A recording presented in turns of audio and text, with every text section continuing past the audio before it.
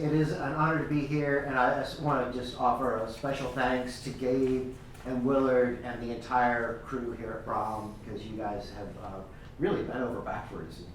I feel like every week I'm coming down here for some kind of presentation or asking you all, do you have that right cable or that connector? So I also want to acknowledge that, yeah, what you're seeing is definitely a collaboration. I'm kind of helped direct it and put it together, but it could not have happened without our community partners. So folks that you'll be hearing from Watauga Riverkeeper, New River Conservancy, Mountain True, Appalachian State University School of Nursing, and as well as students in Appalachian Studies master's degree program, many of whom's work you will see spread around here. And particularly, I'll just call y'all out because I can see you. Sammy Osmond, who did the pet microplastic project that's in the back there. And we have the Glitter Lady, also known as Indiana Montez, who's doing double duty and filming, but yeah, she's scary. And she's produced her own kind of lyrics and original song about glitter microplastic pollution. So all of this is kind of born, or the idea behind it is just kind of raise awareness of water quality issues. We're really blessed here in the high country to have a lot of fresh water, relatively clean fresh water. 3 rivers start right here in Watauga County, the Watauga, the New, and the Catawba. And but all of this trash that you're going to see, the plastic in the windows here, the microplastics, the microscopic photographs, all of those are from the New River Watershed. So right here. So even though we're right here in the headwaters, we still have some issues to take care of. We'll talk a little bit about this, but in general, the idea was to collaborate and connect culture with folks that are doing the on-the-ground work to figure out ways that we can support each other and kind of celebrate the work and lift it up. So with that, I'm going to turn it over to my colleagues, Trevor McKenzie and Julie Shepherd-Powell, who are going to do the Trash Trout motion picture show performance, and then we'll do a brief discussion afterwards.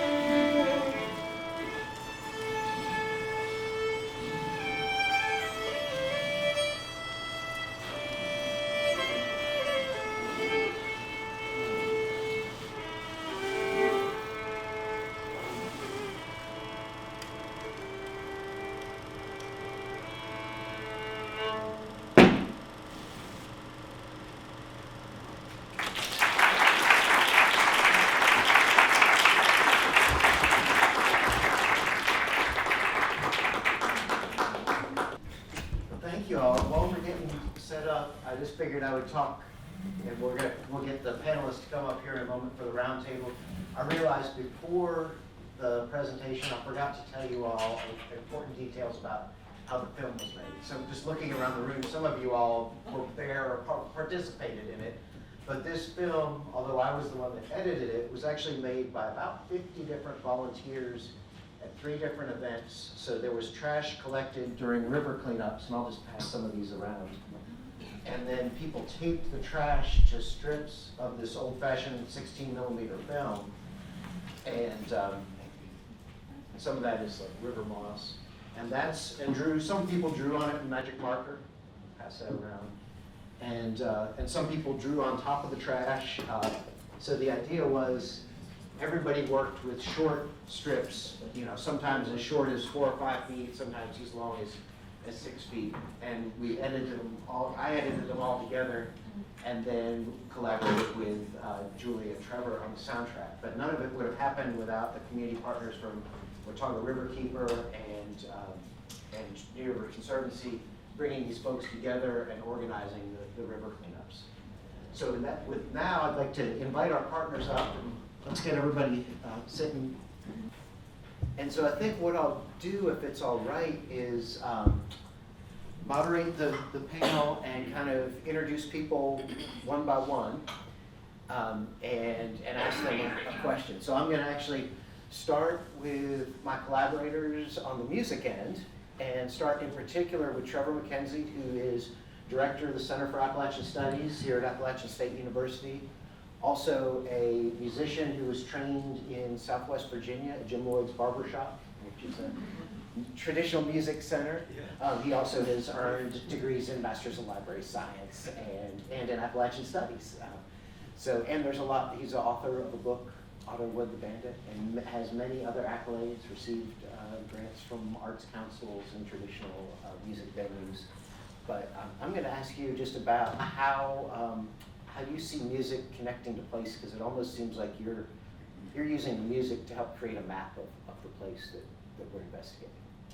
Yeah, so a lot of this music follows along the new, from where it starts here in the headwaters of the Watauga, in Watauga County, and in particular, that sort of mournful piece that we do that keeps resurfacing, that sound there, that's not just sort of ambient music, that's actually an old hymn called I'm Sorry for You, which was played by a fellow named Gaither Carlton, who a lot of people, is a great fiddle player, but a lot of people just know him as the father-in-law of Doc Watson. And so, but he came up with that fiddle tune and or took an old hymn and made it into that fiddle tune. I think it really suits sort of a lament for the river. And I could go into a lot of different other personalities and stuff, but basically it traces, we kind of thought about how to trace the river and the people that interacted with it through the music. And so you go up into Virginia, there's musicians from around Galax, Independence area near where I'm from, and then on up into Western Virginia, West Virginia. So yeah, all those tunes are picked for in particular purposes, and some of them are even named after places along the river. So, such as East River Mountain Blues, which was the last piece that we played. So it's sort of a musical map of the river that we perform as well. And so to introduce quickly Julie Shepherd-Powell, if you don't know, she, I like to say, is a triple threat. So has a PhD in anthropology, does environmental anthropology in particular, but is also an award-winning dancer and banjoist. And I was thinking, it seems like a lot of our conversations are about kind of connecting dance with social issues and social change, or at least as a way to bring people together. And I was wondering if you could talk a little bit about that and how that informed the dance that you were doing here. Yeah, I guess the first thing I'll say is that when Trevor and I sat down with Tom and he showed us the first version of this film that was a little shorter, a lot of what I thought about in watching the film without any music was about sort of the emotions that I was feeling and thinking about, watching actual trash come across the screen in a way that I wasn't anticipating. And so some of the dancing that happens during the film is meant to, and the music as well, is meant to sort of evoke a sense of anger or of joy when we think about water. or, obviously the sort of mournful sounds also in thinking about, the destruction of our waterways.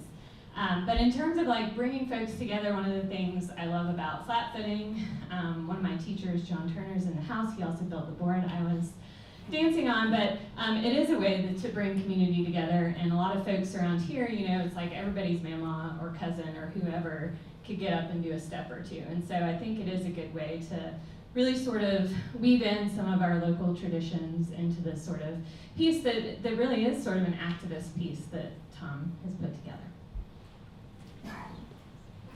We'll pass the mic down this way. So the next person I want to introduce is Katie Krogmeyer, who is the restoration director for New River Conservancy.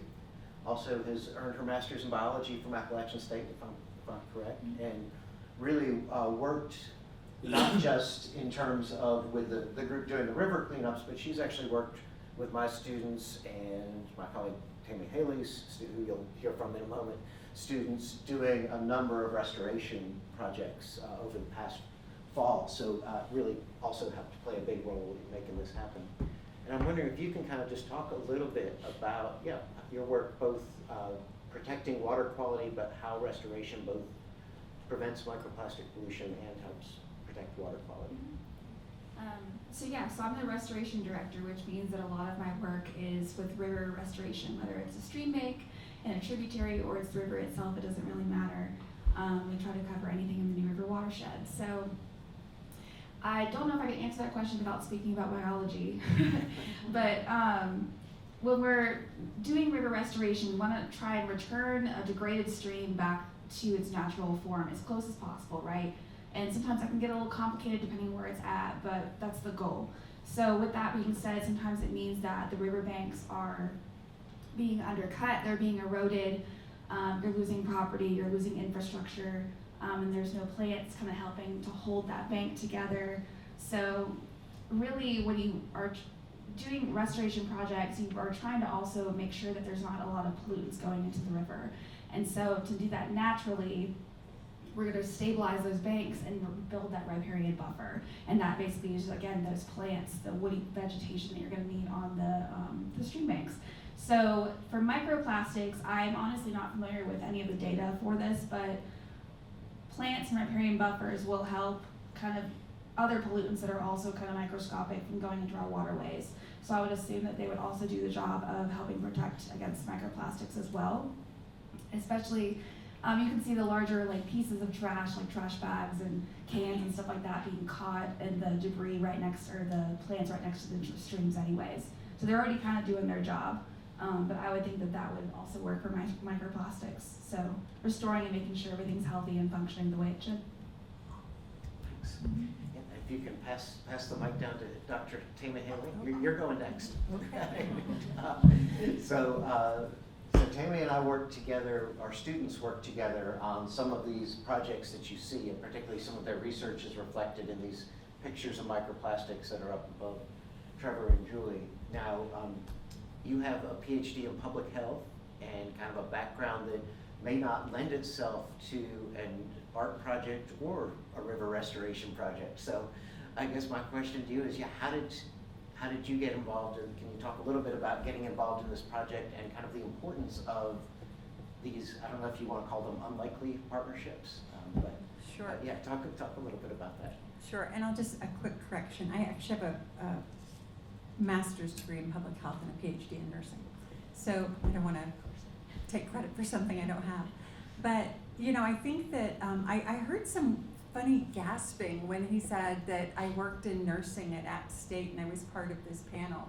I think it surprises people that nurses were involved in this project because it's not something that's traditional. I think there's a real power in being able to, from an education perspective, as students are learning about what they want to do with their lives and getting involved and being a part of their communities, creating places that they can partner with people that is unexpected. Because I think we all think of nurses and healthcare people as bedside, in the hospital. COVID has really shown a light on things that we do, but being able to be a part and work with biologists and work with folks who are able to interpret the findings and portray them in ways that you can connect with them emotionally and connect with them in a different way than just fact-based knowledge is really powerful, and empowering young people to be able to work together to see that they have the ability and the creativity to do that really well, and not just operate in their little silos, I think is a really cool place to be right now, and a great way that we can help to move forward awareness, but also the purposes of some of our community partners, which I think is great. Yeah, and I know we had some very interesting conversations because of our different backgrounds, and each brings different. So I think it is important to kind of encourage, as part of the bringing people together that Julie was talking about, is the more different backgrounds you get, I think in some ways the better the conversation can be. Absolutely. So I'll have you pass the mic down to Emma Kreider, who is working with the Watauga Riverkeeper and was definitely a key part. I realized in all of this introduction, we call this the Trash Trout Picture Show. The film's called the Trash Trout Motion Picture Show. We spent a lot of time working with you with the Trash Trout, but we haven't explained to people who may not be familiar what a trash trout is. So maybe you can start by talking about what a trash trout is, and then we can have Andy kind of talk a little bit more about kind of ways that folks can get involved. Yeah, sure. So this trash trout that we're talking about, it sounds kind of crazy, but it's really not crazy at all. It's a passive litter collection device that is in the river. If you've ever been walking on the Greenway Bridge near Leon Levine, you've maybe seen one of the trash trouts that we have. We have quite a few, 2 in North Carolina and 2 in Tennessee. But passive in that aquatic life can still flow through it and not get stopped, but trash is blocked in this, it's made from recycled pieces of boat and pontoon boat, and so it's a really great example of a multi-sector partnership with nonprofits in the town of Boone, kind of designing and implementing and going through its phases. So that is what a trash trout is. I wish we had a picture to show, but they're really fun. If you're near the Greenway, take a look. And it's also a perfect example of a real like a breakthrough and a breakdown of the society and science kind of dichotomy that is set out. So we incorporating citizens into our scientific approaches, like being able to collect trash.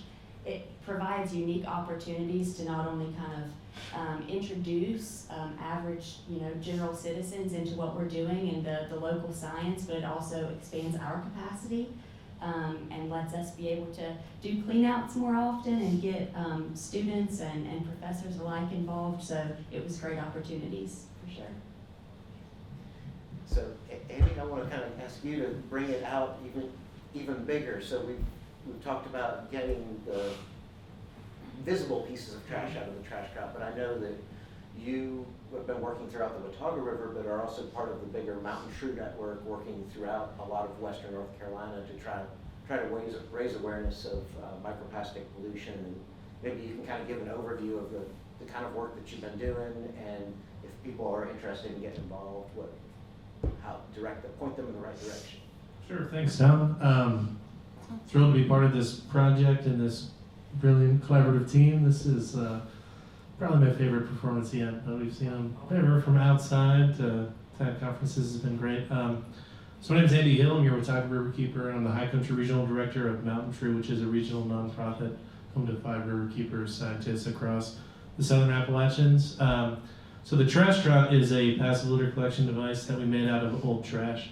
So interestingly enough, we paid for these devices using the bounty from the Smithfield Farm swine case several years ago. So these trash trout are statewide. The device was designed by Asheville Greenworks, but we use something called the Environmental Enhancement Grant, which is really just the interest earned from the bounty money from the Smithfield case. It's a big swine pollution case that we litigated. So we have these trash trout in every river basin in North Carolina that has a waterkeeper, so all 14 basins.